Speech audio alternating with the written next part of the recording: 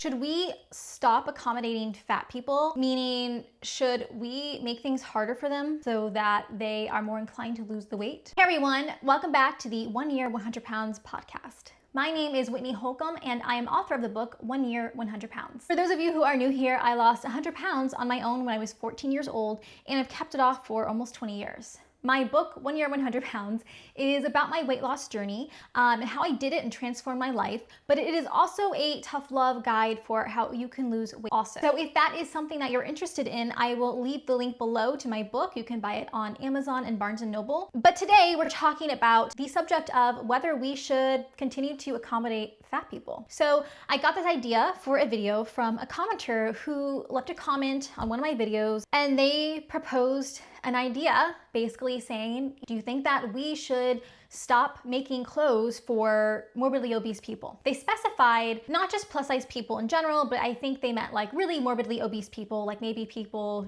I don't know, 400 pounds plus. And their argument was, well, if we stop making them clothes, then they will either have to make their own clothes or lose weight because, everyone has to have clothing. I thought it was kind of an interesting comment and I had some thoughts. So first and foremost, I think that companies, brands, clothing brands, whatever, they should be allowed to do whatever they want to do. If a clothing brand wants to make clothing for bigger people, whether these people are, I don't know, a size 18 versus like a size 40 or something, they should be allowed to do that. I think that is in their right? Like it's a free country. Just as I think that, clothing brands or companies, whatever, should be allowed to have bigger people in their advertisements. Well, as long as they're not insinuating that they are healthy. I think that's a bad move. Just like if they were to, show an anorexic person on the cover and then say that that person's healthy, I think that's dangerous. And for those of you who guessed, probably know it's that Cosmopolitan cover that I've mentioned before, something like that. I think it's one thing to have like a plus size model on your cover, like, okay, showing the clothes or whatever.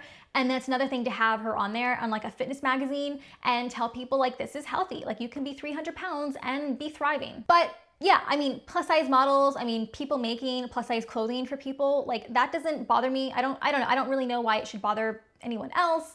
Again, if your brand that you really liked, all of a sudden they have a plus size model and that bothers you for whatever reason, then just don't shop there, That's in your right to do that. Like brands, companies, they can do whatever they want.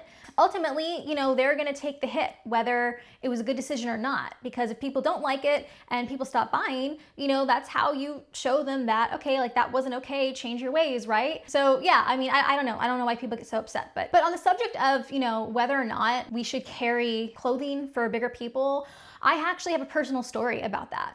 So when I was younger, there was not a lot of options for plus size women back then, especially for like my age, right? Because I was a child going into my teen years. I'm sure there probably were some plus size clothing, places, but not very many, because I definitely don't remember any at all. I had to wear like black tights and like a t-shirt every day for school because there just was nothing that fit me. And of course I got made fun of that a lot for wearing that outfit.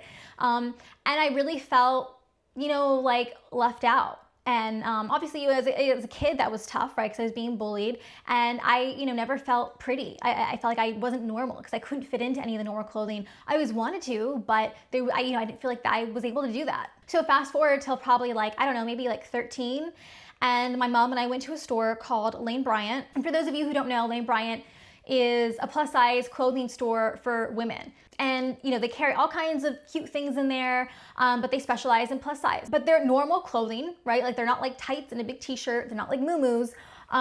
They're just normal clothing, but for bigger women. And I remember going to that store as a teen and, all the clothing in there, I felt like, wow, everything fits me. And, the advertisements showed, plus size women looking beautiful and stylish. Everyone in the store was really nice.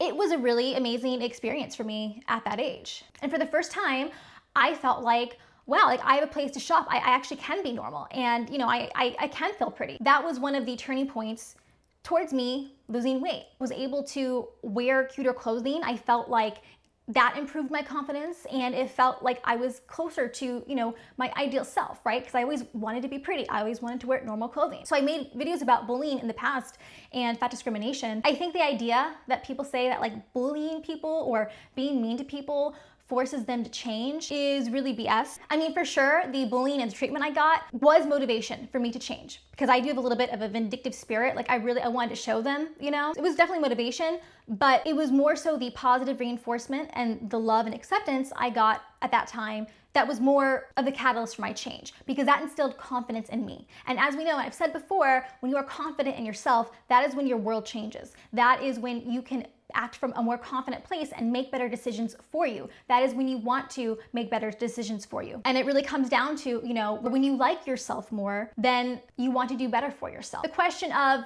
you know, should we just stop making clothing for fat people? I don't know. I think that's pretty stupid. I mean, I get where this person was coming from in a sense. And again, I think they meant like very morbidly obese. But number one, I think that, you know, anyone who is that morbidly obese, I think they already have a really tough time finding clothes anyway. Like if you ever see like this My 600 Pound Life, I mean, sometimes they're not even wearing clothes. Like they have a sheet on because they don't have clothing that fits them. And I think like, look, if you have a plus size person who can go into a store, find an awesome outfit that gives them confidence and makes them look really good, I think that is gonna, like I said with myself, I think that's gonna be more of a catalyst for them to want to do better for themselves than feeling like they look ugly all the time. So no, I don't think that we should just stop making clothing for plus size people. However, there is the question though of how much we should accommodate them. And it's kind of an uncomfortable subject, and maybe it gets a little bit tricky.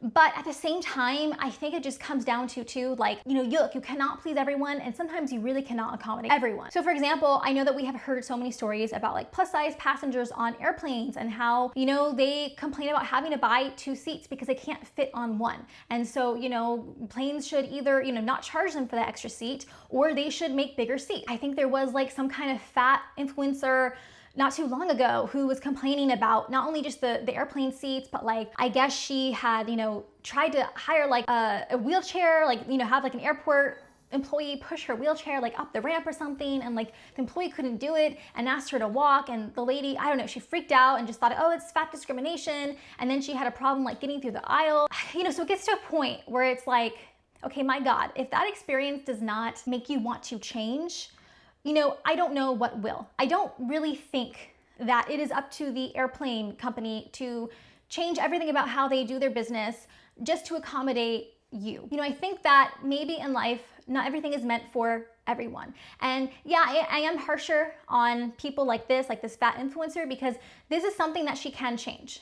Okay, like, you know, we are not born to be obese. There, you know, maybe some conditions that make it harder for you to lose weight or make it easier for you to gain weight, but nothing that makes you morbidly obese, okay? And if there are, they're very rare. So it's not the same as saying like making accommodations for people who have disabilities, because there are some people, they cannot help being the way they are. There are some people who cannot walk because they are paralyzed, or they have something that makes it harder for them to move around. Whereas an obese person, like, you know, you did it to yourself. That's just what it comes down to. People don't want to hear that. Oh, they don't want to take responsibility for it.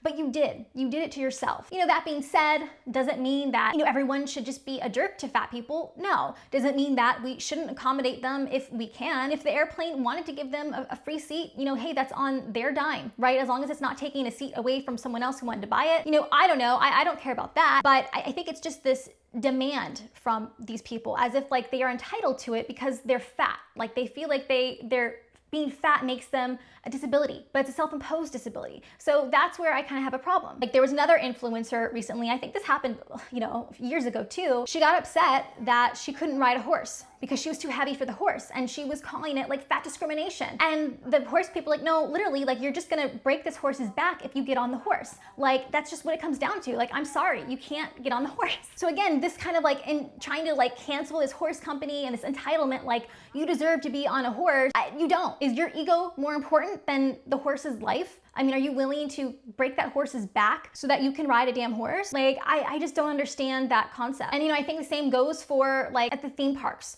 right? I think there's even been you know, a movement to make the safety belts and the safety constraints, make them accommodate fat people more. You know, again, I guess if the company wants to, if the theme parks want to, that's fine if it's on their dime. But again, you're asking, like, some of these theme parks, they've been around for years. It takes like, you know, God knows how many millions to make them and how long it takes to make them. So now you're asking because you don't want to lose the weight that you want them to just totally change their entire infrastructure. You know, again, like, look, it sucks. Like, I feel for you. Like, just recently we went to a theme park here in Florida, and we were in line, and there was a group of like teenage girls in front of us, like, somewhere in the line, right? The girls got on the ride, and there was 3 girls. There was, one bigger girl and then 2 other just normal girls. The normal sized girls got on the ride, had no problem. The bigger girl got on the ride, and I guess the safety thing, it wouldn't go down. So they had to ask her to get off the ride. And, she, was pretty cool about it. She played it off.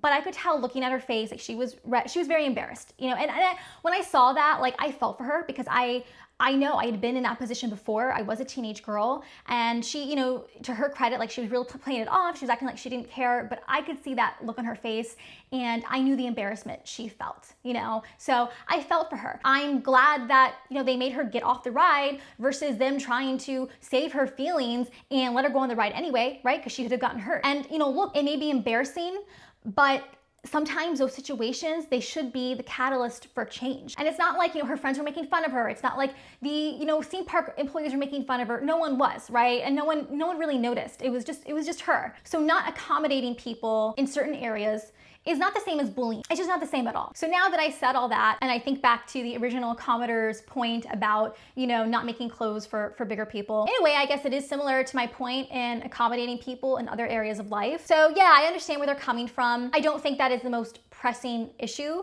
And again, just because I say, look, if there is a clothing company that specifically wants to start a brand making clothing for bigger people, they should do that. That's on their dime, that's their prerogative. But I do think it is different when now, these same people are asking us to totally, not just this clothing company, but an entire, industry, the entire world, to change everything about their infrastructure to accommodate them. And, I feel like if you are a disabled person, I think that there are some places that try to accommodate disabled people, but not every place can. And so I'm sure that a lot of disabled people probably miss out on a lot of things, and they can't help it. I think that must be frustrating for them, because these people, they can just lose weight. Okay, they can just lose weight and they can fit on the ride. They can lose weight and then go on the airplane. But there's some people they can't just, make their legs work and go for a run. They just can't. So yeah, those are my thoughts on that subject, and I'm curious to know what you guys think. So leave me a comment below with your thoughts. And if you like this video, then please give me a thumbs up, subscribe to my channel, and I will see you guys next time.